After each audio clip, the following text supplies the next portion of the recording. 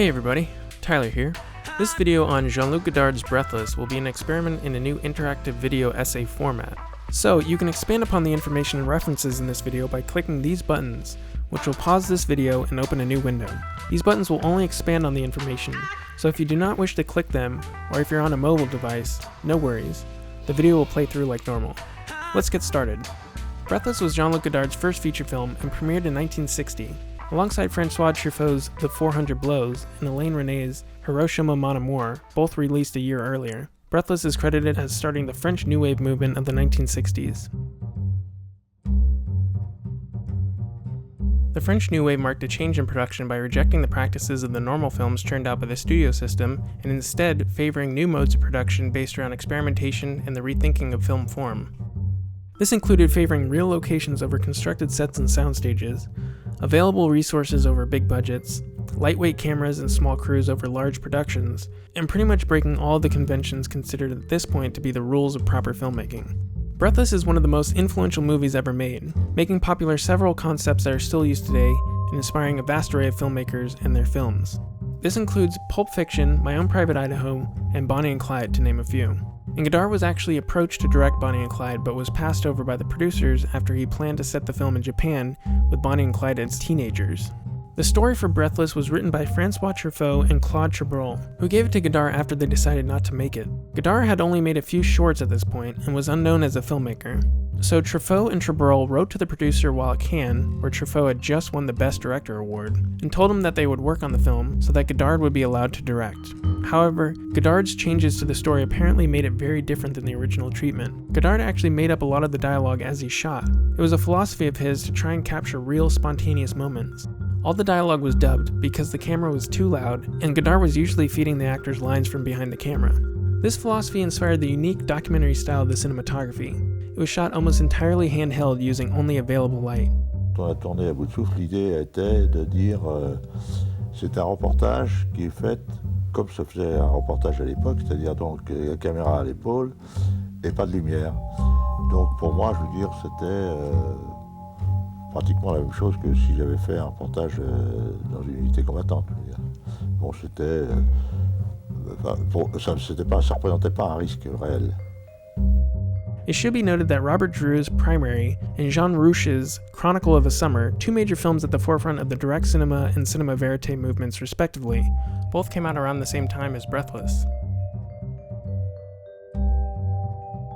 Hollywood adopted the documentary style, a style invented to better capture truth, and instead used it as a tool to make fiction seem more real. Contemporary Hollywood sort of ran with it after its brilliant use in Steven Spielberg's 1998 war film, Saving Private Ryan.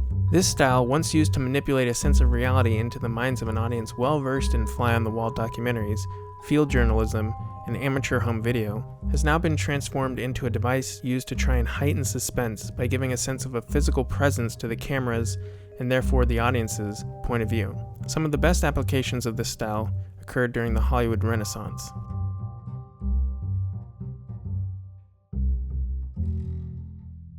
I would literally rehearse a scene with the actors without the camera crew in the room.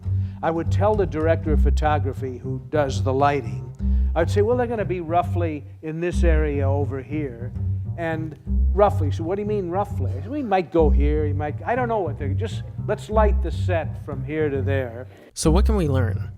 First, there are no rules in art. The rules that are established for filmmaking stem from figuring out what works well in conveying a specific concept to an audience. Nevertheless, we seem to have reached a point in cinema where a suggested approach to a cinematic concept has been mistaken for a rule. This isn't to say that experimentation doesn't sometimes fail miserably, but there's certainly an aversion to trying new and offbeat techniques. It makes sense that with an extremely large amount of money on the line, a production might not want to risk a new approach when an older one has worked many times in the past. A film like Breathless was able to change and influence what is acceptable in film from its experimentation, which is most likely due to its shoestring budget. It also helps that Godard is an unabashed renegade. Quelles sont les choses contre lesquelles vous vous rebellez particulièrement? À se rebeller, non, c'est-à-dire ce que je trouve c'est embêtant de ne pas pouvoir faire exactement ce qu'on a envie de faire. Là, pour le petit soldat, c'est ennuyeux d'être obligé d'aller tourner à l'étranger, un film que j'aurais voulu tourner en France, mais qui n'était pas possible de tourner en France dans les conditions actuelles. Du reste, le cinéma influence la jeunesse qu'il faut essayer, c'est que ça soit plutôt la jeunesse qui influence le cinéma, c'est-à-dire de rester plein d'envie. Enfin, ce qui me surprend. Perhaps the technique that Breathless is most known for is its use of jump cuts, where pieces would be cut out of single shots, making it appear that the shot is jumping in time. Godard got the idea from Jean Rousseau's use of jump cuts in his 1958 ethno-fiction film titled Moi un Noir, or Me a Black, a film following Nigerian immigrants living in the Ivory Coast. Godard was a huge fan of Moi un Noir, and the film is credited as being highly influential to the French New Wave movement. Godard, however, provided his own take on the jump cut technique. In Breathless, these cuts give the scene a jagged and edgy rhythm, but this technique was not planned from the beginning. Rather, the film was too long, most likely due to the scenes being frequently improvised, and instead of cutting full scenes out of the picture, Godard chose to cut pieces out of the middle of single shots. This caused the scenes to sometimes skip from moment to moment, and thus shorten the runtime of the film. This technique is often seen today in video blogs, and is usually used to forcibly construct or sustain a pace by removing pauses or errors. With all this in mind, it is important to have a reason for experimentation. The established techniques are there because they are born out of experimentation themselves, and affect the audience in the intended way. But experimentation in this case is essentially problem solving. Never stop thinking of new and better ways to get your ideas across. Number 2. Seriously, there are no rules. Godard was heavily influenced by the theater director and playwright Bertolt Brecht. Brecht prevented the audience from becoming wrapped up in the story by constantly reminding them that they are watching a constructed work of fiction. He would emphasize to the audience that they were not viewing reality, but rather something made to resemble reality. Godard applied this to his films by calling attention to things that are meant to be invisible in classic filmmaking. These included editing techniques like the jump cut, characters looking at the camera or talking directly to the audience, and in his films following Breathless, the abrupt starting and stopping of music. To do it throws us out of the movie so that we're thinking about the movie, so that we're watching these characters along with Godard, knowing that they're fictional characters at the same time that we realize that they express things about the world we actually live in.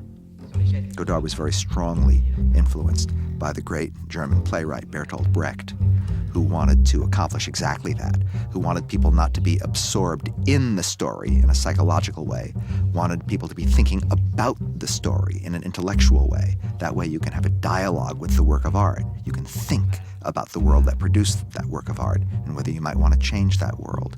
The main character, Michel, is on the run from the police, and in this scene, this man, played by Godard himself, recognizes Michel from the newspaper and alerts the police. I just love the idea of a director having a physical effect on the plot from within the diegesis of the film. Number 3. Make use of what you have.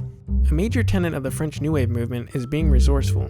These films had very little budget to work with, so directors would often only shoot in places they already had access to, with whatever equipment they had access to, and using people they knew as crew. Before Breathless and the French New Wave, movies were shot mainly in sound stages with constructed sets and specialized lighting. Breathless was filmed on the streets of Paris without permits or permission. Often, dolly shots would be created by having cinematographer Raoul Cotard sit in a wheelchair and be pushed through the scene. It proved that the ability to make a movie was not limited to just those with money. Today, this philosophy has never been more valid. Not only does pretty much everyone have access to a camera, but we carry a camera around in our pockets at all times. In Godard's most recent film from 2014, titled Goodbye to Language, he shot on small consumer 3D cameras and a Canon 5D that Canon loaned him for the movie. Number 4. Study film. And this one's kind of weird because this is actually what we're doing right now, but Godard, Truffaut, and other French New Wave proponents actually started out as critics writing for the film magazine Cahiers du Cinéma before making films of their own. Their critiques and discussions help them discover what makes a movie good and contemplate the very nature of film form. Godard, a film lover, peppered Breathless with many references to films and genres. Michel's Bogart obsession, the movie posters on the wall, and the overly dramatic music are all nods to Hollywood. The French New Wave was about cinema being made by cinephiles. Movies like Breathless are what gave rise to Auteur Theory, and therefore, the best that cinema has to offer.